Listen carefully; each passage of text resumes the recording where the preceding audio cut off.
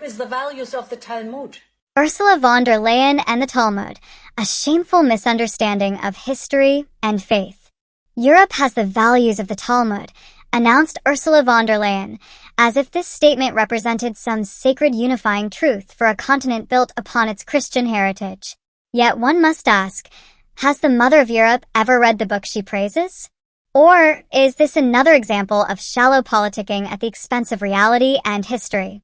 The Talmud is not merely an abstract text. Its pages have long been contested, containing passages that openly denigrate Jesus and Christianity, ideas that should be anathema to any Christian or European leader who understands the heritage upon which this continent rests. According to Gittin 57a, Jesus is said to be in hell, boiled in a cauldron of feces. In Shabbat 1:16a, the text instructs the faithful to destroy the New Testament and other Christian holy books. Yalkut 2:54c goes further, stating that the extermination of Christians is a necessary sacrifice. Are these the values Ursula von der Leyen is aligning Europe with? If she chooses to recognize the Talmud as a guiding light for Europe, one must ask, is she a Christian at all? Is she the Mother of Europe, or a traitor to its heritage? To forget the brutal reality that the Bolsheviks, dominated by extremist elements, unleashed upon millions of Christians in the 20th century is to bury the blood-soaked pages of history.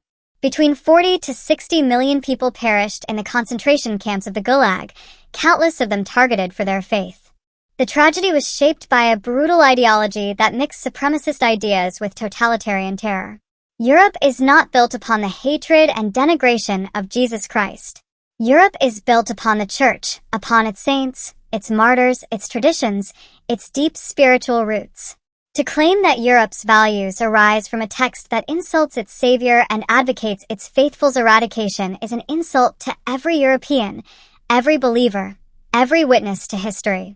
Shame on you, Ursula von der Leyen. Shame for aligning Europe with a heritage that hates its own foundation. Shame for forgetting the blood of martyrs and the tragedy of the gulags. Shame for spitting upon the heritage you swore to protect. It is not too late to remember who you are, where you come from, and whose legacy you claim to defend. But until that moment arrives, one thing is certain. Europe will not accept a mother who scorns its heritage and embraces ideas that have caused the death and despair of countless Christians throughout its long, bloody, and sacred history. Resign, Ursula von der Leyen, and make way for a true defender of Europe, its heritage, and its people.